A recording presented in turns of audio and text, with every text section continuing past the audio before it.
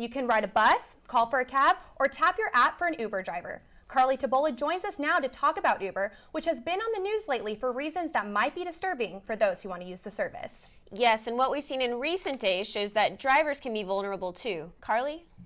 Right, thanks, Tara. Perhaps you've seen the video clip showing the Uber driver being attacked by one of his riders. The incident occurred recently in Newport Beach, California. The driver defended himself with pepper spray, and the belligerent rider was subsequently arrested and later fired by his company. The confrontation demonstrates how vulnerable drivers, and for that matter, riders, can be. The recent attack on Uber driver Edward Caban might scare some people. Drivers and riders have reason to be cautious. One time I did Uber pool, and the Uber driver, I think, did it wrong, and we were with another group of guys, and one of the guys had a mental breakdown in the car, so it was really scary. I usually only Uber in San Marcos, which I'm usually picking college kids up from the square, from parties and stuff, so there's always those few people that are a little bit too rowdy. I've had people actually throw up in my car, which is always not fun. Uber has several drivers in San Marcos and Central Texas. Its partner experience survey shows that 71% of Uber drivers have seen their incomes go up working for the service.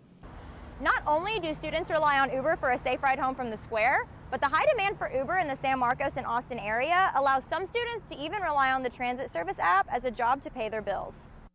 Uber drivers are encouraged to be aware of their surroundings and always take safety precautions. Many see the advantages of having pepper spray and dashboard cameras. Better safe than sorry. Karlee, I understand that you drive for Uber. Have you had any scary moments? Fortunately, I haven't had any scary moments as a rider or a driver. I've definitely had my fair share of intoxicated people and people who overstep their boundaries, but nothing too threatening, luckily. And Joe Biden says he's not running for president. I'm Karlee Tobola. Thanks for joining us. The Bastrop fire is now about 80% contained.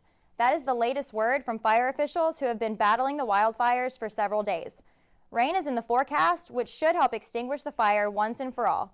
Homeowners in the area, known as Hidden Pines, were allowed today to return to assess the damage for themselves. Fire officials say more than 64 homes were destroyed and about 4,600 acres were scorched. The cause of the fire has not yet been determined.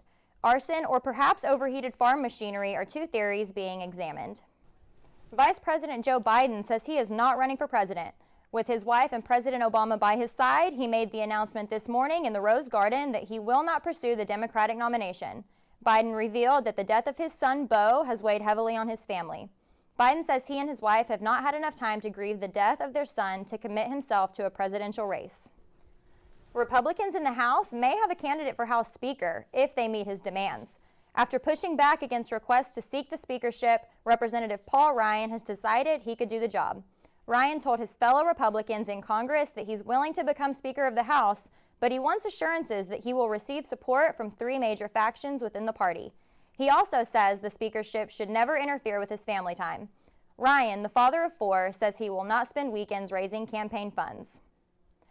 Registration has begun for the spring semester, and for many students it brings stress and complications. Kimberly Benson tells us more in this Bobcat Update. Coming up on Bobcat Update, Tesla is getting low marks in reliability. And the future is now. We'll explain. Bobcat Update returns right after this. After August 1st of next year, anyone licensed to carry concealed guns may bring them onto college campuses and into classrooms. University President Denise Trouth has asked for input on how best to implement the new law at Texas State. Information is being gathered now. A couple of weeks ago, we asked several students what they thought of the legislation. Today, we turn the spotlight onto faculty and staff members, those who work here. Members of the University of Mississippi Student Senate have passed a resolution to remove the state's flag from campus. The Mississippi state flag still includes the stars and bars, the Confederate battle flag. 33 students voted in favor of the resolution, 15 were against it. Also in recent months, South Carolina removed the Confederate flag from its state capitol grounds. Similar actions have occurred at Texas State and the University of Texas, where remnants of the Confederacy have been removed. Advance tickets for Star Wars The Force Awakens are already available for purchase. A new trailer was shown during halftime of ESPN's Monday Night Football game. After the trailer, tickets went on sale everywhere movie tickets are sold. Some theaters are offering marathons of the previous 6 movies to be seen prior to the screening, as well as prizes and promotions. A list of participating theaters can be found at starwars.com. Unfortunately, for Bobcat fans of the Force, no marathons are going to be shown in San Marcos.